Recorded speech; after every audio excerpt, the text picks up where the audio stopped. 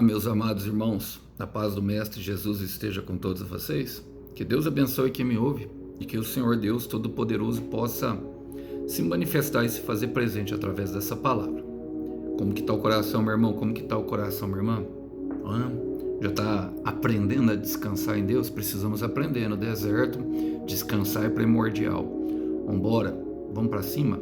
Olha, o texto hoje para nossa breve reflexão encontra-se no livro de Atos dos Apóstolos, novamente, capítulo 2, quero ler o verso 25 em diante. Diz assim: Vejo que o Senhor está sempre comigo. Não serei abalado, pois Ele está à minha direita. Não é admirar que meu coração esteja alegre e que minha língua o louve. Meu corpo repousa em esperança, pois tu não deixarás que minha alma entre os mortos. Não me permitirás que o teu santo apodreça no túmulo. Tu me mostrastes o caminho da vida e me encherás com a alegria de tua presença. Glória a Deus, irmãos. Aqui é Pedro pregando aos israelitas logo depois do derramar do Espírito Santo. Gosto de mencionar e vou relembrar para que nós venhamos sempre a gravar isso no coração, irmãos, de que o livro de Atos ele é um livro justamente, ele é um livro que traz justamente essa transição entre Jesus Cristo, a salvação, a poderosa salvação, uma dádiva divina que resgata, restaura, conduz e determina para a nossa vida, através de homens simples como Pedro, por exemplo, que está pregando e está usando aqui palavras do rei Davi, salmos de Davi, salmos que se referiam justamente à presença de Deus em nós, concedida por meio de Jesus Cristo, que é o Espírito Santo, que é o Espírito que nos alegra. E essa mensagem, ela traz justamente, ela vem de encontro ao nosso coração, irmão, para nós queremos cada vez mais desejarmos essa presença conosco, porque essa presença, ela se faz totalmente pertinente e ela é diferenciada na vida de quem experimenta, irmão. É justamente aquilo que nós precisamos, é a cura para a nossa alma, é a restauração do nosso ser, é o preenchimento do nosso vazio, é aquilo que nos motivará e nos capacitará para viver a promessa. O Espírito Santo é justamente Deus se fazendo presente em nossas vidas. Vamos lá? E a palavra diz assim, ó: Vejo que o Senhor está sempre comigo. Não serei abalado, pois Ele está à minha direita. Direita é um lugar, meu irmão, de autoridade, é um lugar de honra, riqueza, o lugar da sabedoria. O lado direito sempre vai se referir a essa situação. O Senhor Jesus se sentou ao lado direito. E eu gosto quando Davi fala: vejo que está sempre comigo, porque não serei abalado. Porque quando ele fala que ainda que ele ande no vale de sombra, de treva e de morte, ele não temerá, porque ele fala: porque o Senhor estás comigo, irmão. E essa é a nossa sensação de segurança, meu irmão. A sensação de segurança vem de saber sempre que o Senhor está perto. Não serei abalado, pois Ele está à minha direita. Irmãos, Jó, nós podemos ver na vida de Jó isso. Justamente porque, ele fala assim, vejo que o Senhor sempre está comigo. Jó, no final da provação dele, e quando nós estudamos o livro de Jó, nós nunca saberemos o motivo real, irmão. Eu desconfio que era porque Deus, um dos motivos, um dos vários, que pode ser muitos motivos, é que Deus confiava em Jó. Jó tinha uma vida de devoção, ele orava, pagava um preço pelos seus filhos na madrugada, a palavra conta, oferecia sacrifício pelos pecados dos outros. Naquela época isso tudo era pertinente. Até hoje nós podemos orar sim pelo perdão dos pecados dos outros, mas lembrando que é Deus que perdoa os pecados. Naquela época a pessoa poderia pagar através de a compra de um animal e oferecer direto a Deus pedindo, e o Senhor perdoaria. Era como funcionava a antiga aliança, pelo sangue de um animal derramado.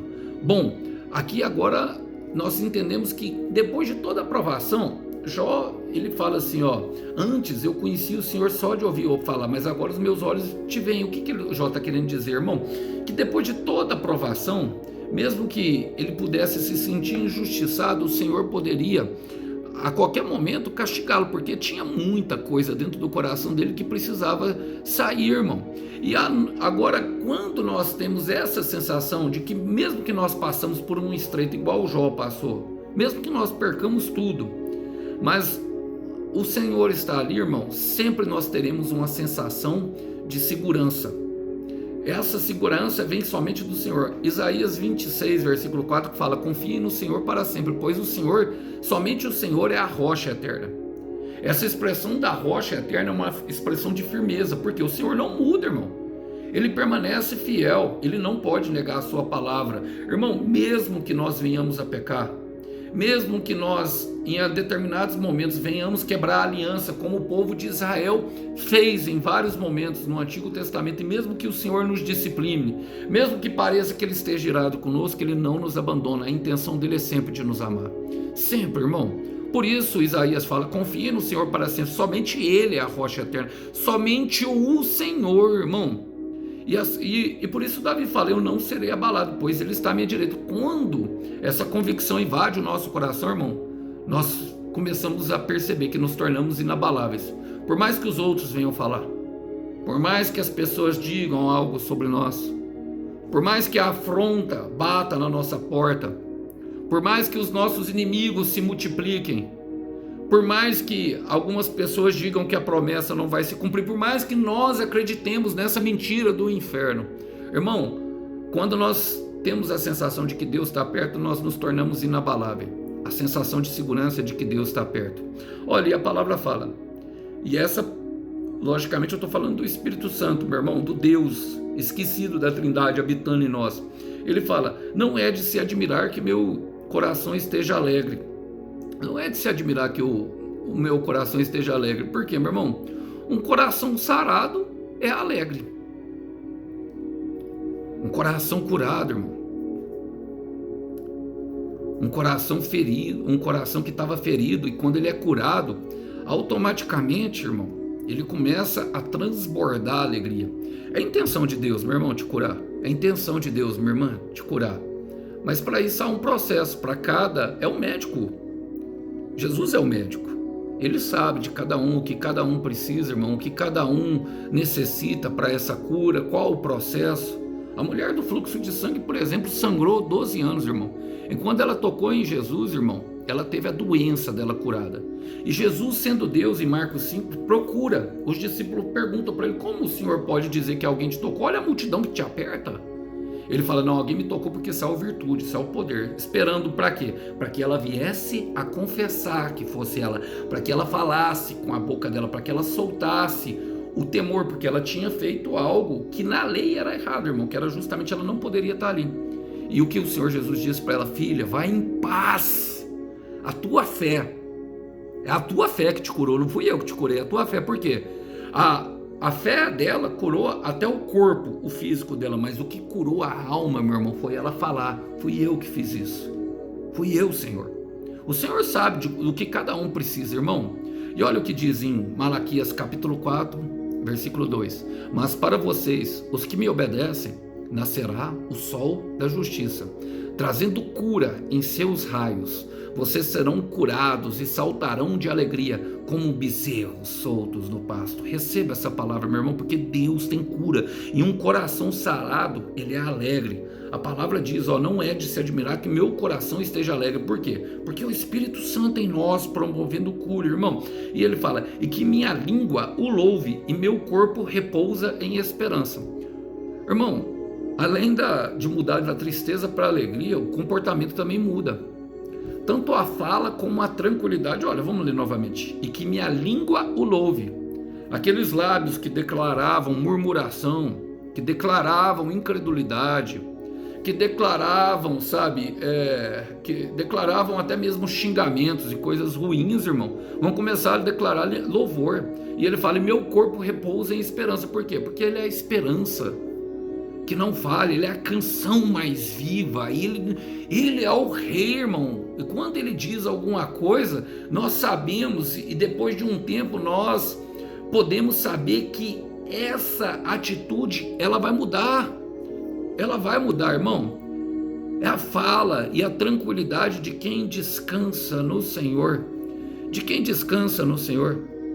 Quero ilustrar essa passagem com Provérbios, capítulo 17, versículo 22. Olha o que a palavra do Senhor Deus diz: o coração alegre é bom remédio para o corpo, mas a tristeza na alma acaba com a saúde do homem. Irmãos, eu conheço várias pessoas, vários irmãos que não... Eu gosto da doutora Salma falar.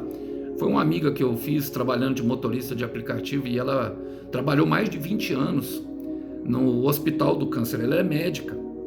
Ela conta a história dela e ela tem uma convicção tão grande, uma cientista, uma convicção tão grande no mestre. É tão bom ouvir ela falar, mas ela fala que teve várias experiências no Hospital do Câncer e a maioria das pessoas que estavam lá, que tinham câncer, é porque não conseguiam perdoar. Eu já falei isso outras vezes no canal.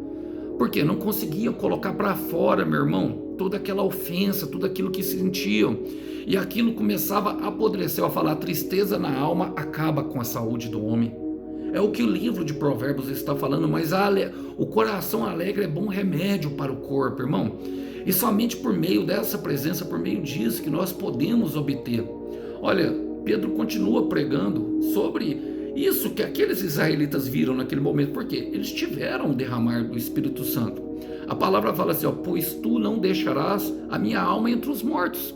É justamente ali que ele está falando. Por quê, meu irmão? Ele restaura por completo aqueles que têm o coração contrito. Agora, é por meio do quebrantamento, irmão.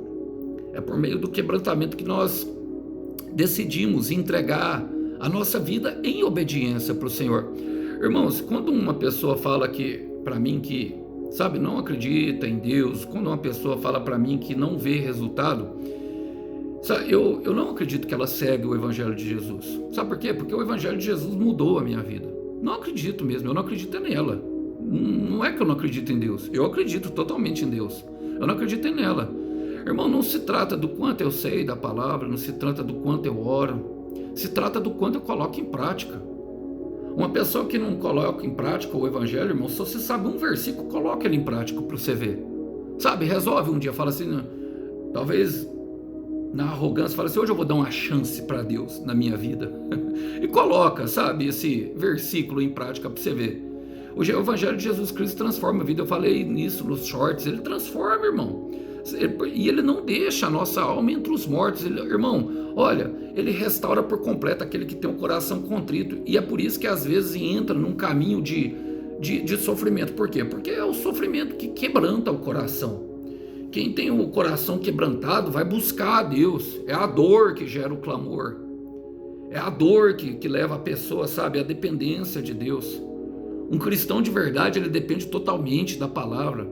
Irmão, ele vai chegando a um momento que ele não quer nem desobedecer, ele se torna um cara estranho aqui nessa terra. E eu vejo que eu me tornei uma pessoa estranha. Por quê, irmão? Porque eu fui ficando mais isolado. Mas eu vou te falar uma coisa, foi a melhor escolha que eu fiz para a minha vida. Não me arrependo hora nenhuma. Eu sei que Deus tem pessoas, eu sei que eu sou muito amado por pessoas, mas eu tenho os meus níveis de relacionamento e aquilo que eu guardo no meu coração justamente para que as pessoas não tenham acesso, principalmente aos meus sentimentos. Por quê? Porque sentimentos contrários causam morte. Essa sensação de morte que ele está falando, pois tu não deixarás a minha alma entre os mortos. Logicamente, o que Pedro está falando se refere a Jesus Cristo, irmão, e eu sei disso. Mas o Paulo vai falar no livro de Gálatas que nós somos co-herdeiros com Cristo, ou seja, tudo aquilo que Cristo tem acesso e deu por meio da cruz, nós temos, irmão, também. Deus nos restaura. Olha o que fala em Jeremias 31, 25. Porque eu dei alívio aos cansados e força aos fracos, diz ao Senhor. Para quem que ele deu alívio? Aos cansados. E para quem que ele deu força? Para aquele que confessou que estava fraco. Sabe, para aquele que disse que não consegue. Agora, foi o irmão Alisson? Foi alguém da minha família? Foi o meu pastor? Não, é ele, irmão. É ele. Tudo é ele. Então é por isso que muitas vezes nós entramos em umas coisas, sabe, assim, que a gente não consegue alcançar isso. Por quê, irmão? que estamos numa oração religiosa, em vez de estar numa oração, sabe, de uma ovelha ou de um filho que precisa muito dos cuidados do seu pai. Irmão, só eu sei o quanto eu dependo de Deus. Só eu sei o quanto eu preciso. Só eu sei o lamaçal que eu estava. Só eu sei o poço de morte por onde eu andei. Só eu sei. Só eu sei. E Ele sabe também. E não é por isso que eu confio nele. Confio mesmo. Irmão, eu sei. Muitas vezes os laços de morte, eles vêm nos cercando assim por nossa própria culpa. Olha, e a palavra fala: nem permitirás que o teu santo apodreça no túmulo. Por quê, meu irmão? Porque a tendência dessa carne, muitas vezes, é frequentar lugares como um túmulo, como um sepulcro. E até a gente entender isso, irmão, a gente não desfaz de algumas coisas, a gente se apega aos túmulos, aos sepulcros, né? A gente se apega a esses castelos de fantasia que construímos, sabe? As mentiras que nós contamos para nós mesmos. Isso tudo são sepulcros, mas Ele não permite. Ele até permite, irmão, a gente caminhar um pouco lá. Mas você já viu que você está vivo ainda? Você já viu que quando você estava indo para algum lugar que você não devia ir, ia acontecer, e às vezes até aconteceu um acidente de carro, mas o carro rebentou, capotou 50 vezes, você pegou Covid-18, 19, 20, 21, 22, mas não morreu. Não morreu, irmão. Por quê? Vamos ler novamente. Não permitas que o teu santo apodreça no túmulo, porque ele ainda tem propósito. A morte não cumprirá o propósito dela para você. Quem cumprirá o propósito será Deus na sua vida. Eu quero declarar, meu irmão, Jó 42, versículo 2: bem sei que os teus planos não se frustrarão. E quero declarar 1 Coríntios 15, 26, o último inimigo aniquilado é a morte. A hora que você vê a morte saindo, irmão, você vai ter força. Você vai ter força, meu irmão. O irmão Alisson vai ter força para não frequentar mais os sepulcros caiados, os castelos de fantasia, parar de contar mentira para nós. Nós teremos força, irmão, porque o último inimigo aniquilado é a morte. Ele não deixa, irmão. Por mais que nós venhamos, e isso é uma grande fidelidade.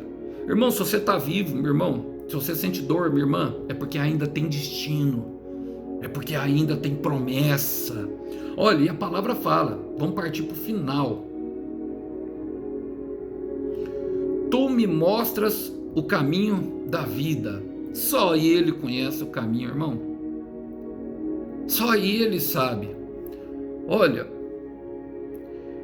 só Ele sabe. Sabe por quê, meu irmão? Qual que é o caminho da vida? É a promessa.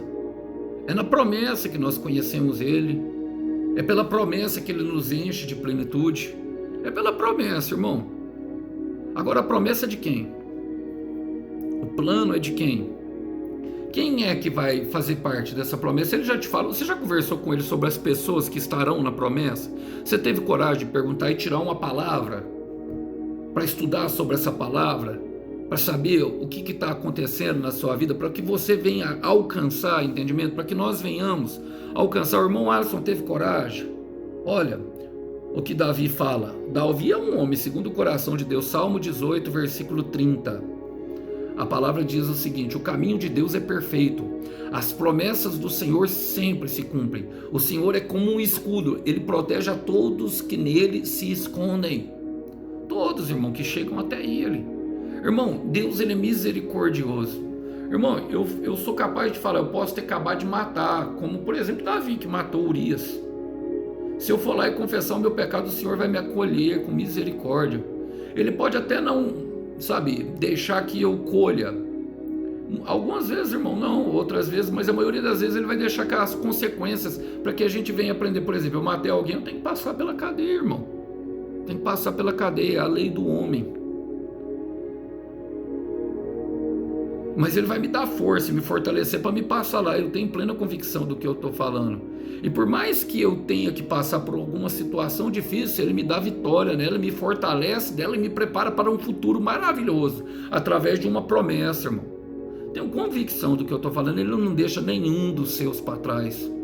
Olha, e sabe o que é o melhor de tudo quando nós descobrimos, irmão? Não é nem a promessa. Eu vou te falar uma coisa, muitos aqui, eu tenho certeza que como eu, muitas vezes olharam para a promessa desconfiado, falei, ih. Mas é porque a gente não conhecia o Senhor. Quando eu entendi, por exemplo, que Eu também sou uma promessa. E eu olhei aonde eu estava lá atrás. E é por isso que eu não quero. Eu sempre falo para vocês, eu vim de lá, não vou voltar para lá não, irmão, não quero ir para lá não. Eu sei o que acontece se eu desistir. Eu quero saber o que acontece se eu não desistir. Eu quero repetir isso porque eu creio que alguém precisa ouvir muito isso. Eu sei o que acontece se eu desistir. Eu quero saber o que acontece se eu não desistir, se eu continuar insistindo. Porque a gente percebe alguma coisa, e isso eu já percebi. É o mesmo que aconteceu em Lucas 5 com Pedro. Quando ele fala assim, ó, afasta-te de mim porque eu sou um homem miserável, depois da pesca maravilhosa. Pescou a noite inteira, irmão, frustrado. E aí ele fala, Senhor, porque o Senhor mandou sobre a tua palavra, eu vou pescar novamente. O mesmo mar, no mesmo lugar onde foi envergonhado, a mesma situação, o mesmo método, a mesma rede, o mesmo pescador. Só que tinha uma palavra. E aí ele pescou. Precisou chamar os barquinhos em volta. E a hora que ele pegou e saiu de lá, falou, ajoelhou, falou, meu Senhor e meu Deus, eu não sou digno. Mas aí ele foi, vem, segue-me após mim, porque eu te falei, pescadores de homens. E aí a palavra fala que ele deixou os peixes lá, irmão. Deixou o alvo da promessa. O melhor é a companhia do caminho, irmão, é que ele fala. E me encherás com a alegria da tua presença. É o melhor, irmão. É esse o alvo. É isso aqui, é essa sensação que nós temos que alcançar. É isso que ele tem para nós. Saber que ele está perto, cuidando de tudo, cuidando do nosso futuro. Saber que ele não se importa com o nosso passado. Já passou. Eu acho que eu preciso falar com alguém aqui. Já passou. Sabe esse já passou que eu acabei de falar aqui? Já passou também. E sabe esse outro já passou que eu acabei de falar? Já passou. Já passou. Já passou. O que tem para nós, minha irmã, o que tem para nós, meu irmão, é ali na frente. Não é lá atrás. Desapega. E aí a gente desfruta, começa a desfrutar da companhia e começamos a entender o que Paulo fala em Colossenses 3, versículo 29, 27. Cristo em nós, a esperança da glória. É a sensação de que tudo vai dar certo. É a sensação de segurança. É a sensação de que a missão será concluída. Fica calmo. Deixa ele te purificar. Deixa ele te purificar, minha irmã. Deixa ele nos purificar para que essa presença santa venha habitar em nós. Com poder, honra e glória. Te fará um homem muito honrado. Te fará uma mulher muito honrada. E depois desse processo tem milagre. Tem aquilo que você tem pedido para ele. Continua orando. Continua caminhando, deixa ele fazer. Se é ele que nos faz melhor, deixa que ele faz. Que Deus abençoe os irmãos, que os irmãos possam ficar com essa breve palavra. A paz do Mestre esteja com todos. Até uma próxima. Tchau, tchau.